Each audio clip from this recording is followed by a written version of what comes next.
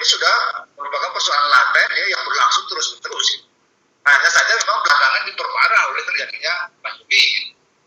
Ya, kemudian diperparah lagi oleh misalnya terjadinya kenaikan harga kebutuhan pokok. Tetapi ya, secara keseluruhan, kalau kita bicara mengenai kesejahteraan buruh, dia sudah menjadi persoalan ya sejak jauh-jauh hari. Kenapa? Ya karena ya kalau kita bicara buruh dalam konteks kapitalisme, satu, eksploitasi buruh tidak terhindarkan. Oke.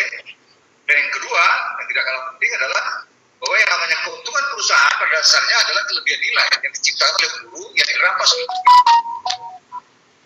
Nah ini penting sekali gitu ya posisi ini ya kalau kita berbicara mengenai kesejahteraan buruh gitu. Kenapa? Karena seringkali begini ya, ini yang jadi problem gitu.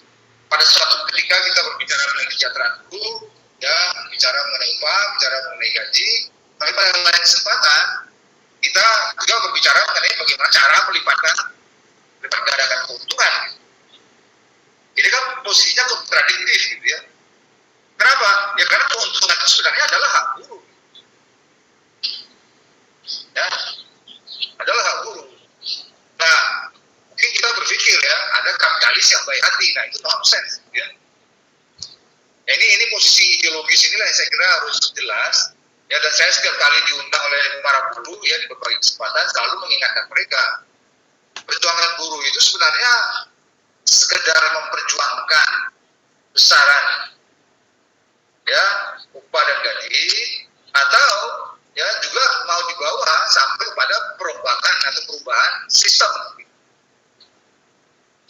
Nah di sini kelihatan ya di Indonesia pada khususnya itu buruh mengambil posisi yang masih ambigu gitu.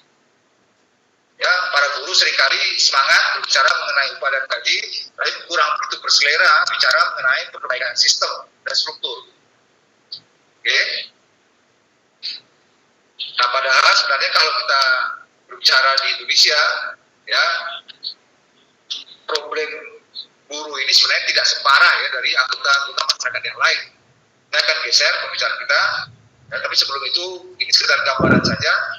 Ya karena buruh itu memang dieksploitasi ya dalam kapitalisme, maka sejak dari dulu sudah ada perlawanan ya, terhadap kapitalisme. Ada perlawanan dalam bentuk gerakan koperasi, ada perlawanan dalam bentuk gerakan buruh, terutama sejak Mei 1886. Kemudian ada gerakan kebangsaan ya, ini bagian dari perjuangan gerakan buruh sebenarnya. Kemudian juga ada gerakan sosial ya, terutama sejak 1960-an. Nah, sekarang saya coba lihat ya bagaimana posisi buruh di Indonesia. Kalau kita berbicara secara struktural ya, dengan melihat gambaran ya, nanti secara lebih terinci kondisi tenaga kerja di Indonesia. Nah, perekonomian Indonesia ya secara internasional adalah perekonomian terjajah. Transformasi yang berlangsung sejak 45 sebenarnya hanyalah transformasi dari ekonomi kolonial menuju ekonomi neokolonial. Nah ini juga seringkali dilupakan ya konteks historis bahwa Indonesia itu lahir dari rahim kolonialisme. Memang sudah banyak terjadi perubahan ya, tetapi perubahan-perubahan terjadi ya secara struktural itu belum banyak gitu ya mengubah corak dari ekonomi Indonesia. Kenapa? Karena secara domestik ya ekonomi Indonesia masih ditandai oleh ciri-ciri dualistik.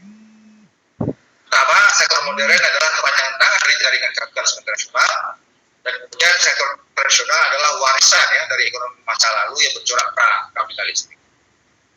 Sengaja saya merahkan ya, sektor modern adalah kepanjangan tangan dari jaringan kapitalis internasional. Kenapa? Karena kalau kita bicara buruh di Indonesia, maka kita akan bicara mengenai sektor ini, gitu. Ya, bicara mengenai sektor modern. Tetapi ya itu tadi, ya masyarakat Indonesia tidak semuanya buruh. Ya, nah ini gambaran pekerja Indonesia kalau dilihat berdasarkan latar belakang pendidikan. Ya, Anda lihat di sini bahwa mayoritas angkatan kerja kita, yaitu masih berpendidikan SMP ke bawah. Ya, jadi hampir 57% ya, 57% angkatan kerja di Indonesia berpendidikan SMP ke bawah. Kemudian ada SMA ya 18%, SMK 11%, ya lalu diploma 2,79%, sarjana 10%. Nah, kita tidak harus bekerja secara lebih spesifik, gitu ya. Dengan kualitas tenaga kerja semacam ini, maka ya sebenarnya siapa yang kita sebut sebagai guru gitu, dalam konteks struktur perekonomian Indonesia? Ya, gambarannya secara trivial kelihatan dari struktur dunia usaha. Kenapa? Karena dengan kualitas seperti tadi, ya tidak semua orang dia bisa masuk ke sektor modern. Ya kenapa? Karena ya sektor modern itu bagaimanapun membutuhkan syarat-syarat, gitu ya. Mungkin minimal SMA. Sementara angkatan kerja kita mayoritas tadi adalah SMP di bawah. Akibatnya apa? Banyak yang kemudian ya angkatan kerja kita itu nggak bisa keluar dari sektor yang tadi kita sebut sektor prakapitalis, atau kalau dilihat dari sudut dunia usaha terperangkap di dalam usaha-usaha mikro. Kalau Anda lihat angkanya mengerikan sekali ya. Dari jumlah unit usahanya usaha mikro 98%, jumlah pekerjanya 89%. Nah inilah ya tempat angkatan kerja Indonesia menggantungkan hidup gitu. Dan mereka tidak bisa dikategorikan sebagai buruh gitu. Ya karena usaha-usaha mikro ini ya usaha-usaha mandiri, pertanian ya, termasuk warung-warung kecil, pedagang kaki lima, dan jumlahnya 89%. Usaha kecil ya ini pun ya belum tentu ya memunculkan apa yang kita sebut sebagai kaum buruh gitu ya. Karena jarang sekali usaha kecil mempekerjakan orang dengan sistem upah. Kalau ada yang dipekerjakan biasanya anggota keluarga. Jumlahnya 4,84%. Dari jumlah yang dua itu saja, maka sudah lebih dari 90%. Lebih 90% angkatan kerja Indonesia, ya itu tidak bisa kita kategorikan sebagai buruh. Nah mungkin baru di usaha menengah dan besar ya, di sini muncul. Halo. Mereka kita kategorikan sebagai buruh. Mohon maaf Pak. Ini slide-nya nggak jalan Pak. Apa? Mohon maaf, motong ini slide-nya nggak jalan soalnya. Apanya nggak jalan? Slide-nya. PPT. Nah ini saya masih bicara di slide yang ini, dunia usaha. Masih kelihatan? Ini masih di pendahuluan soalnya Pak. Hah? Masih ini kalau di di layar kita Pak, jadi masih di bagian pendahuluan Pak, pendahuluan guru dan kapitalisme Pak. Masih di situ? Iya Pak, jadi nggak jalan slide-nya. Bentar. Kok bisa ya? Nah, bilangin suaranya.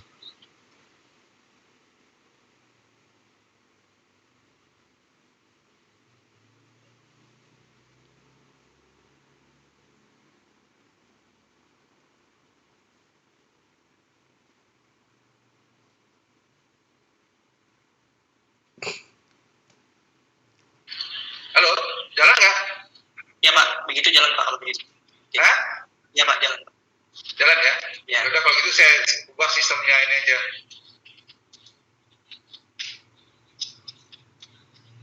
Oke. Waduh, berarti Anda terlambat memberitahu. Tadi sampai di mana? Persoalan ini tadi sudah. Baru slide pertama tadi kan Pak. Hah? Baru slide pertama tadi Pak. Waduh, sini. Oke Pak. Ini belum berarti? Belum masuk. Belum. Wah. Kok nggak dari tadi apa? Oke, kalau gitu. Saya gimana? Saya mau ulang atau saya lanjut aja? Lanjut saja nggak masalah Pak. Lanjut aja ya. Teman-teman Ini bisa baca? Bisa Pak. Ini bisa baca? Bisa. Oke ya. Nah, saya sekarang sampai di sini sekarang. Bisa lihat? Bisa Pak. Oke ya. Ya, jadi Anda bisa lihat ya bahwa kalau kita bicara mengenai angkatan kerja Indonesia, maka Anda bisa lihat ya 93% lebih ya itu berada di ya sektor usaha mikro dan usaha kecil gitu. Dan mereka yang bekerja di sini ya nggak bisa kita kategorikan sebagai buruh. Ya, jadi Anda lihat jumlahnya kan besar sekali ya. Lebih dari 90% ya. Nah, sementara muncul setelah kita bicara mengenai usaha menengah ya, dan besar. Dan Anda lihat jumlahnya kan kecil ya. Ya, hanya sekitar 5% saja gitu. Jadi, sebenarnya ya kalau kita mau jujur ya bicara lebih dalam mengenai masalah kesejahteraan, maka ya tentu saja ya kesejahteraan mereka yang di usaha kecil dan mikro ini jauh lebih baik gitu ya, daripada yang di usaha menengah dan besar. Oke, dan biasanya ya seperti terjadi selama pandemi, ketika para buruh ya kehilangan pekerjaan di sektor modern, lalu mereka keluar, lalu biasanya masuk ke ya sektor tradisional ya, masuk ke usaha mikro, masuk ke usaha kecil gitu ya, atau kembali ke sektor pertanian. Jadi apa istilahnya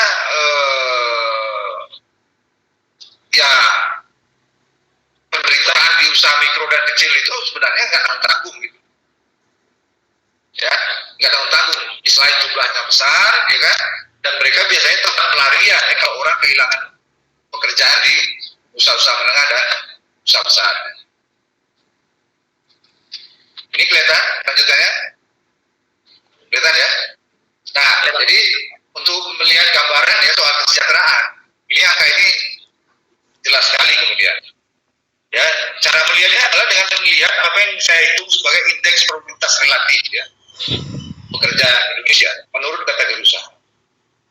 Kita lihat di sana bahwa di usaha-usaha mikro itu ya dengan sumbangan PDB 36%, jumlah tenaga kerja 89%, maka indeks produktivitas relatifnya itu hanya 0,41%, kurang dari 0,5%. Ya, sementara di usaha kecil ya jumlah PDB-nya, sumbangan PDB-nya 9,6%, tenaga kerjanya 4,74%, ya indeks produktivitas relatifnya sudah 5 kali gitu ya dari usaha-usaha mikro 2%.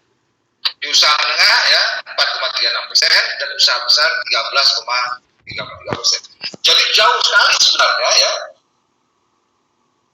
perbandingan kesejahteraan antara mereka yang bekerja di sektor modern, di usaha-usaha besar dan menengah dengan mayoritas angkatan kerja kita yang 90%. Ya jauh sekali. Ya bayangkan saja, ada bandingkan coba ya, di usaha mikro hanya 0,41, di usaha besar 13,33. Dan buruh itu pada umumnya kan bekerja di usaha-usaha besar dan menengah. Ya bukan di usaha mikro, bukan di kaki lima, ya, bukan narik beca, gitu ya. Ya, bahkan juga mereka bukan di usaha kecil. Buruh-buruh itu pada umumnya adalah di usaha menengah dan usaha besar. Yang kesejahteraannya sebenarnya sudah jauh gitu ya kalau dibandingkan dengan, tentu saja kalau dilihat dari sudut keluarga buruhnya memang mereka kesulitan ya. Mereka mengalami ya apa namanya kondisi kesulitan ekonomi, harga-harga naik, tentu saja. Tapi kalau diletakkan dalam konteks makro, ya kondisi buruh bagaimanapun jauh lebih baik dibandingkan anggota masyarakat yang berada di usaha mikro dan usaha kecil. Oke? Jadi kalau gitu di mana dong persoalannya? Ya, di mana persoalannya? Persoalannya kemudian adalah kalau kita ya melihat ya tadi kembali ke sistem dan kemudian ke struktur perekonomian secara keseluruhan.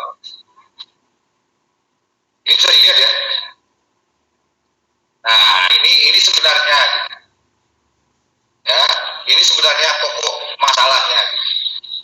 Jadi di dalam kapitalisme Indonesia yang merupakan warisan kolonialisme itu ternyata sekarang ini faktanya 1% orang terkaya menguasai 45% kekayaan nasional. 10% orang terkaya menguasai 75% kekayaan. Nah dengan angka-angka ini Indonesia itu menempati ranking nomor 3 ya di dunia dengan tingkat konsentrasi kekayaan tertinggi. Nah jadi jelas sekali kemudian ya bahwa persoalan buruh itu bukan persoalan upah dan gaji. Persoalan buruh adalah persoalan sistem, persoalan buruh adalah persoalan struktur. Bahkan tadi ya seperti saya katakan, jauh lebih banyak jumlah masyarakat kita yang lebih menderita daripada kaum buruh. Nah tentu saja kaum buruh karena berada di sektor modern dan pendidikannya relatif lebih baik ya daripada mayoritas angkatan kerja, itulah makanya buruh diharapkan bisa menjadi ya pelopor kalau melakukan perubahan. Cuma yang itu tadi, pertanyaan ini adalah yang diperjuangkan oleh buruh itu apa? Apakah buruh hanya memperjuangkan kesejahteraannya sendiri, atau buruh ya meletakkan perjuangannya itu dalam konteks perubahan sistem dan struktur. Nah ini pertanyaan besar ya. Ya, dan saya dalam berbagai kesempatan tadi sudah saya singgung, bertemu langsung gitu ya dengan pengurus-pengurus serikat kerja, serikat buruh, selalu itu yang saya sampaikan. Ya, apakah gerakan buruh Indonesia itu akan diarahkan kepada ya kepentingan yang lebih besar, merubah sistem, merubah struktur, atau sekedar ya berbicara mengenai kesejahteraan buruh sendiri.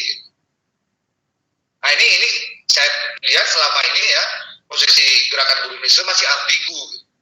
Tidak banyak gerakan buruh ya yang dengan sukarela gitu. Ya, mau memperluas ruang lingkup gerakannya sehingga mengarah kepada perombakan sistem. Nah padahal kalau saya bicara mengenai undang-undang dasar, boleh saya katakan beginilah ya, sebenarnya undang-undang dasar kita dalam bidang perekonomian itu disusun ya, itu benar-benar demi kesejahteraan buruh. Boleh saya sebut beginilah, pasal 33 itu sebenarnya pasal mengenai buruh. Kenapa? Ya Anda bacanya sendiri gitu ya. Dalam pasal 33 tercantum dasar demokrasi ekonomi. Nah ini kan jelas-jelas melawan kapitalisme. Ya. Kenapa dalam kapitalisme tadi ya alat produksi dimiliki oleh segelintir kaum pemilik modal, buruh hanya disewa ya dipekerjakan.